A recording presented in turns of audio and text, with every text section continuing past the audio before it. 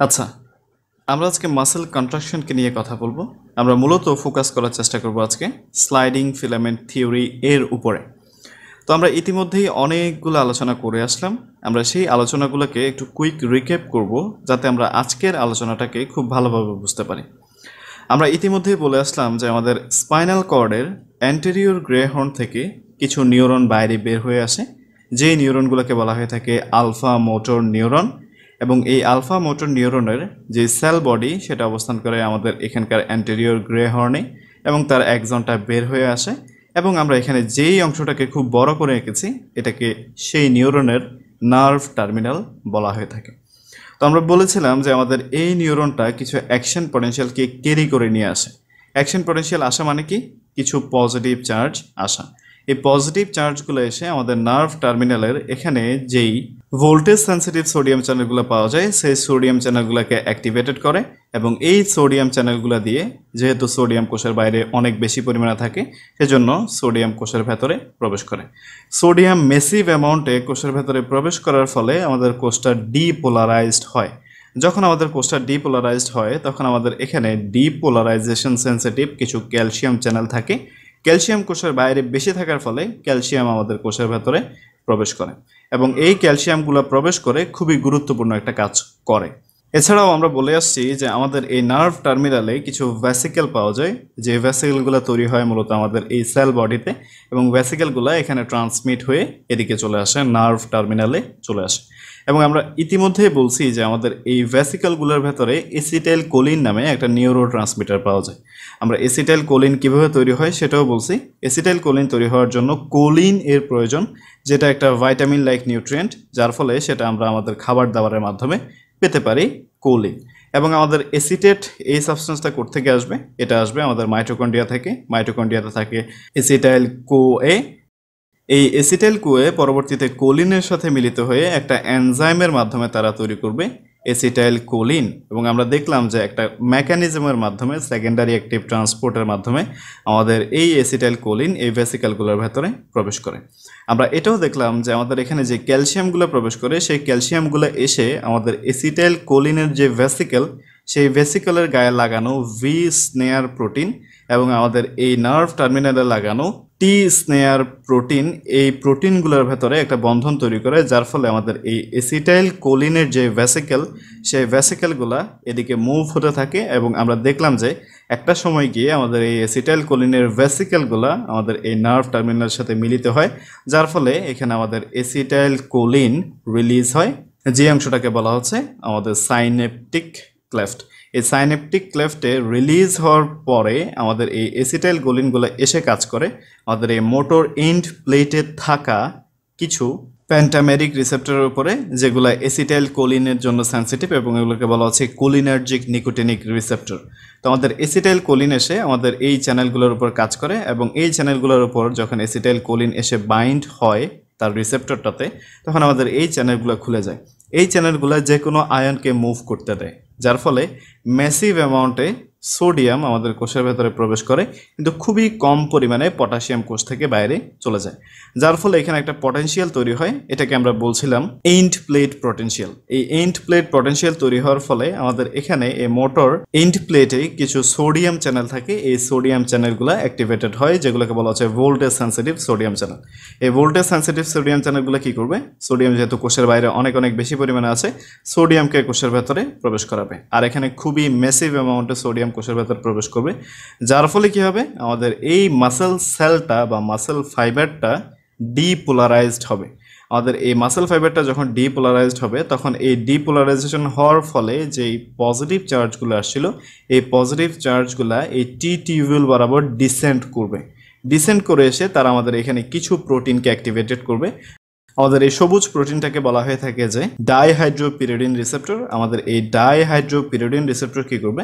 Sarcoplasmic রেটিকুলামের গায়ে লেগে থাকা রায়ানিডিন রিসেপ্টরগুলোকে নিজের দিকে টেনে নিয়ে আসবে, এবং রায়ানিডিন রিসেপ্টরগুলো এই সার্কোপ্লাজমিক রেটিকুলাম থেকে সরে যাওয়ার ফলে আমাদের এই সার্কোপ্লাজমিক রেটিকুলামের গায়ে কিছু হোল সৃষ্টি হবে। আর আমরা ইতিমধ্যে জানি যে আমাদের এই সার্কোপ্লাজমিক রেটিকুলামের ভেতরে অনেক অনেক বেশি পরিমাণে ক্যালসিয়াম স্টোর হয়ে থাকে। আচ্ছা, এখানে ক্যালসিয়াম কেন বেশি পরিমাণে স্টোর হয়? কারণ আমাদের এখানে কিছু প্রোটিন পাওয়া যায় যেগুলো ক্যালসিয়ামকে কনসেন্ট্রেট করে রাখে, এবং এই প্রোটিনগুলোর নাম চাইলে আমরা জানতে পারি, এগুলোকে বলা হচ্ছে ক্যালসিকুয়েস্ট্রিন। তাহলে এই ক্যালসিকুয়েস্ট্রিন প্রোটিনগুলো কি করে, আমাদের এখানকার এই ক্যালসিয়ামকে নিজের সাথে বাইন্ড করে রাখে, এবং যার ফলে আমাদের এই সার্কোপ্লাজমিক রেটিকুলামের ভেতরে অনেক অনেক বেশি পরিমাণে ক্যালসিয়াম কনসেন্ট্রেটেড থাকে। তো আমরা যেটা বললাম যে আমাদের এখানে ডাইহাইড্রোপিরিডিন রিসেপ্টরগুলো রায়ানিডিন রিসেপ্টরকে টেনে নিয়ে আসার ফলে আমাদের এখানে কিছু হোল সৃষ্টি হয়, এবং আমাদের এখানে কিছু হোল সৃষ্টি হওয়ার ফলে আমাদের এই অংশ যেটাকে বলা হচ্ছে যে আমাদের সার্কোপ্লাজমিক রেটিকুলামের টার্মিনাল সিস্টার্নি, এই টার্মিনাল সিস্টার্নি দিয়ে অনেক অনেক বেশি পরিমাণে ক্যালসিয়াম বাইরে আসে। এতটুকু পর্যন্ত আমরা ইতিমধ্যেই আলোচনা করে আসছি। আমরা এখন দেখব যে এই ক্যালসিয়ামটা যেটা বের হলো আমাদের এই সার্কোপ্লাজমিক রেটিকুলাম থেকে, এই ক্যালসিয়ামটা কিভাবে আমাদের এখানকার এই মাসেল কন্ট্রাকশনের সাথে জড়িত। তো আমরা ইতিমধ্যেই সার্কোমিয়ার নামে একটা জিনিস শিখে আসছি, যেটা হচ্ছে আমাদের এই মাসেল ফাইবারের এক একটা ইউনিট।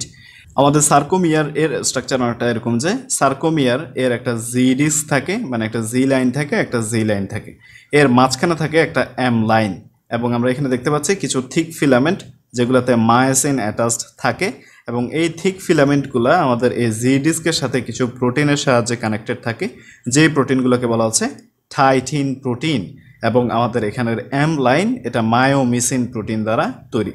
এবং আমরা দেখলাম যে এই থিক ফিলামেন্ট ছাড়াও আমাদের এখানে কিছু থিন ফিলামেন্ট পাওয়া যায়, যেগুলোকে আমরা এখানে দেখিয়েছি। এই থিন ফিলামেন্টের ভেতর কি কি আছে আমরা দেখেছিলাম যে একটা বেজ আছে যেটাকে বলা হচ্ছে নেভিউলিন, এবং এখানে কিছু পরিমাণে অ্যাক্টিন ফিলামেন্ট পাওয়া যায় যেগুলো কিনা অনেকগুলা অ্যাক্টিন মনোমার দ্বারা তৈরি, এবং এই অ্যাক্টিন মনোমারগুলোকে বলা হয়ে থাকে যে জি অ্যাক্টিন। এই জি অ্যাক্টিন অনেক অনেক বেশি মিলে তৈরি করে আমাদের এখানে এফ অ্যাক্টিন। এবং আমরা দেখছি যে নর্মাল অবস্থায় মাসেল যখন রেস্ট অবস্থায় থাকে তখন আমাদের এই গ্লোভিউলার অ্যাক্টিন বা অ্যাক্টিন ফিলামেন্টের যে অ্যাক্টিভ সাইটগুলো আছে, এই অ্যাক্টিভ সাইটগুলোকে আমাদের এখানকার এই প্রোটিনটা ঢেকে রাখে, যেটাকে বলা হচ্ছে ট্রোপোমায়োসিন। এবং আমরা ইতিমধ্যে দেখে আসছি আমাদের এখানে আরও একটা প্রোটিন থাকে যেটাকে বলা হচ্ছে ট্রোপোনিন। এই ট্রোপোনিন কি করে, ট্রোপোনিনের 3টা হাত আছে, এবং 3টা হাতে সে চাইলে ভিন্ন 3টা সাবস্টেন্সের সাথে বাইন্ড করতে পারে। আমরা ইতিমধ্যেই এগুলা দেখে আসছি। এখন আমাদের এই ক্যালসিয়ামটা এসে কি কাজ করবে, ক্যালসিয়ামটা এসে আমাদের এখানকার এই যে ট্রোপোনিন, এই ট্রোপোনিনের যেই ক্যালসিয়াম বাইন্ডিং সাইট বা ট্রোপোনিন সি, সেই ট্রোপোনিন সি এর সাথে গিয়ে বাইন্ড করবে। তাহলে প্রথম স্টেপ হচ্ছে আমাদের ক্যালসিয়াম এই ট্রোপোনিন সি এর সাথে বাইন্ড করবে। আমরা এখানকার একটা থিন ফিলামেন্ট এবং একটা থিক ফিলামেন্টকে এই বাইরে নিয়ে এসে এখানে দেখিয়েছি, যেখানে আমরা দেখার চেষ্টা করব যে আমাদের স্লাইডিং ফিলামেন্ট থিওরিটা কীভাবে কাজ করছে। তাহলে প্রথম স্টেপটা কি, আমাদের ক্যালসিয়াম এসে আমাদের এখানকার ট্রোপোনিন সি এর সাথে বাইন্ড করলো। এখন আমরা সবাই জানি যে ট্রোপোনিনের আরও 2টা হাত আছে, তাই তো? একটা হাত দিয়ে সে ট্রোপোমায়োসিন নামে যেই প্রোটিনটাকে আমরা দেখতে পাচ্ছি, এটাকে বলা হচ্ছে ট্রোপোমায়োসিন। এই ট্রোপোমায়োসিনের সাথে বাইন্ড করবে, যেটাকে বলা হচ্ছে যে ট্রোপোনিন টি সাইট, এবং সে আরেকটা হাত দ্বারা বাইন্ড করবে আমাদের এখানের এফ অ্যাক্টিনের সাথে, যেটাকে বলা হচ্ছে তার troponin I domain.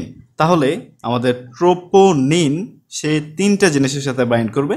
Say bind করবে আমাদের ক্যালসিয়ামের সাথে, সে বাইন্ড করবে আমাদের ট্রোপোমায়োসিনের সাথে, সে বাইন্ড করবে আমাদের এখানকার এফ অ্যাক্টিনের সাথে।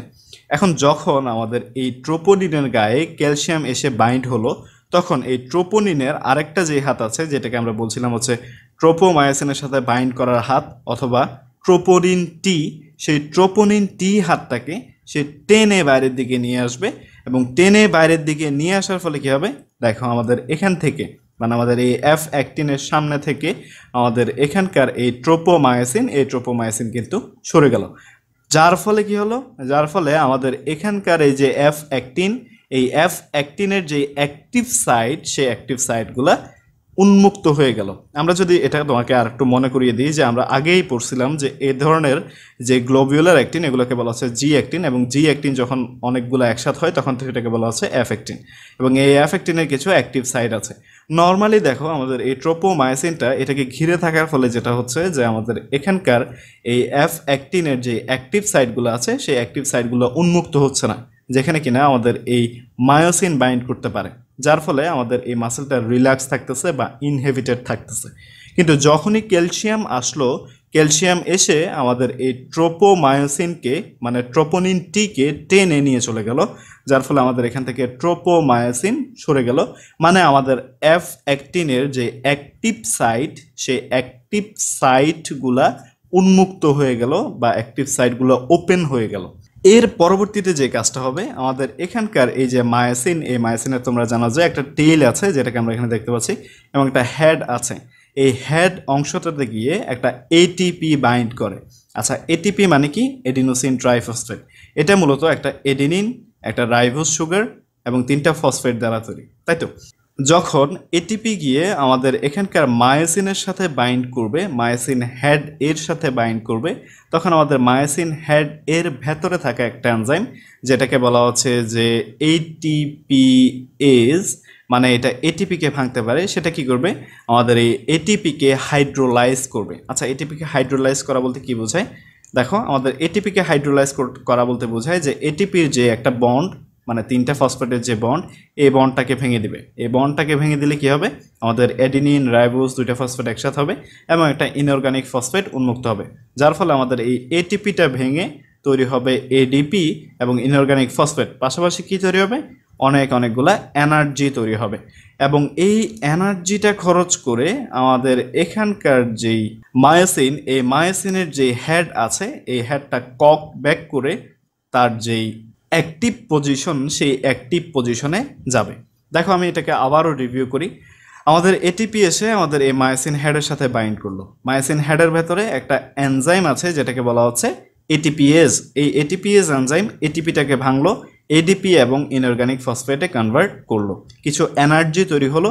এই এনার্জিটাকে ব্যবহার করে আমাদের এখানকার এই যে মায়োসিন, এই মায়োসিনগুলা তার হেডটাকে অ্যাক্টিভ পজিশনে নিয়ে গেল।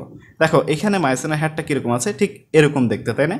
কিন্তু এটিপি যখন ভাঙলো, কিছু এনার্জি যখন তৈরি হলো, তখন তার হেডটা হয়ে গেল এরকম। তার মানে তার হেডটা ইনঅ্যাক্টিভ অবস্থা থেকে, এটা হচ্ছে ইনঅ্যাক্টিভ অবস্থা, এই ইনঅ্যাক্টিভ অবস্থা থেকে অ্যাক্টিভ অবস্থায় চলে গেল। তার মানে আমাদের মায়োসিনের হেডগুলো অ্যাক্টিভেটেড হলো। দেখো, প্রথমে আমরা কি কাজ করেছিলাম? ক্যালসিয়াম আসছিল, ট্রোপোমায়োসিনকে আমরা সরিয়ে নিয়ে গেছিলাম, তার মানে আমাদের এখানের অ্যাক্টিন অ্যাক্টিভেটেড হয়ে গেছিলো বা অ্যাক্টিনের অ্যাক্টিভ সাইটগুলো খুলে গেছিলো। তারপর আমরা এটিপি নিয়ে আসলাম, এটিপি নিয়ে এসে আমরা মায়োসিনকে অ্যাক্টিভেটেড করে দিলাম। এখন আমাদের অ্যাক্টিনও অ্যাক্টিভেটেড, মায়োসিনও অ্যাক্টিভেটেড। এখন তাহলে কি হবে? এখন আমাদের এই অ্যাক্টিন এবং মায়োসিন এর ভেতরে কিছু বন্ড তৈরি হবে, কিছু বন্ধন তৈরি হবে। তাহলে এটাই আমরা এখানে দেখতে পাচ্ছি যে অ্যাক্টিন এবং মায়োসিন গিয়ে একসাথে বাইন্ড করলো। অ্যাক্টিন এবং মায়োসিন একসাথে গিয়ে যখন বাইন্ড করে, তখনই আমরা বলি যে এখানে ক্রস ব্রিজ ফর্ম হয়েছে। দেখো, আমরা যদি এখানে দেখাই, আমাদের মায়োসিন গিয়ে এখানকার অ্যাক্টিনের সাথে বাইন্ড করলো, আমাদের মায়োসিন গিয়ে এখানকার অ্যাক্টিনের সাথে বাইন্ড করলো, মানে যেটা হলো ক্রস ব্রিজ ফরমেশন হলো। এখন দেখো, এই ক্রস ব্রিজ ফরমেশন হওয়ার পরের স্টেপটা কি? এই ক্রস ব্রিজ যখন ফর্ম হলো, তখন আমাদের এখানে খুবই গুরুত্বপূর্ণ একটা কাজ হবে। ক্রস ব্রিজ ফর্ম হওয়ার পরে আমরা যে এনার্জিটা এখানে তৈরি করলাম, এই এনার্জিটা দিয়ে আমাদের মায়োসিন কি করবে? আমাদের মায়োসিন এই আমাদের অ্যাক্টিনটাকে সামনের দিকে, বা যদি আমরা বলি যে এটা হচ্ছে মিডল বা মাঝখান, এই ধরো আমাদের এখানের এই অংশটা হচ্ছে মাঝখান, এই মাঝখানের দিকে আমাদের এই অ্যাক্টিনটাকে টেনে নিয়ে যাবে। তাহলে দেখো, এই মাঝখানের দিকে আমাদের এই অ্যাক্টিনটাকে টেনে নিয়ে যাচ্ছে, মাঝখানের দিকে আমাদের এই অ্যাক্টিনটাকে টেনে নিয়ে যাচ্ছে। এবং পরবর্তী চিত্রে আমরা দেখতে পাচ্ছি যে আমাদের এই মায়োসিনটা এই অবস্থা থেকে এটাকে টেনে একটু মাঝখান বা এম লাইন, এখানে আমরা এম লাইন জানি না একটা, এই এম লাইনের দিকে টেনে নিয়ে আসবে। এম লাইনের দিকে টেনে নিয়ে আসলো, মানেটা কি হলো? আমাদের মায়োসিন অ্যাক্টিভেটেড হলো, মায়োসিন অ্যাক্টিনের সাথে বাইন্ড করলো, মানে ক্রস ব্রিজ ফর্ম হলো। ক্রস ব্রিজ ফর্ম হওয়ার পরে আমাদের এখানকার মায়োসিনগুলো টেনে আমাদের অ্যাক্টিনকে মাঝখান বরাবর নিয়ে আসতে চাইলো, সার্কোমিয়ারের মাঝখান বরাবর নিয়ে আসতে চাইলো, বা এম লাইন বরাবর নিয়ে আসতে চাইলো। এবং এই যে সে এম লাইন বরাবর আমাদের এই অ্যাক্টিন ফিলামেন্টগুলোকে নিয়ে আসলো, এটাকে আমরা কি বলি? এটাকে খুবই সুন্দর একটা নামে ডাকা হয়, এটাকে বলা হয়ে থাকে যে পাওয়ার স্ট্রোক। তার মানে এটাকে বলা হচ্ছে পাওয়ার স্ট্রোক। তাহলে কি হচ্ছে? ক্রস ব্রিজ ফর্ম হচ্ছে, তারপর একটা পাওয়ার স্ট্রোক হচ্ছে, যার ফলে আমাদের এই অ্যাক্টিন ফিলামেন্টগুলো মাঝখান বরাবর চলে আসতেছে বা এম লাইনের দিকে মুভ হচ্ছে। এবং যখনই এম লাইনের দিকে মুভ হচ্ছে তখন কি হবে, তখন আমাদের এই যে অ্যাক্টিনগুলো আগে এই পজিশনে ছিল এখন এম লাইনের দিকে মুভ হচ্ছে, এখন এম লাইনের দিকে মুভ হচ্ছে এবং এই এম লাইনের দিকে মুভ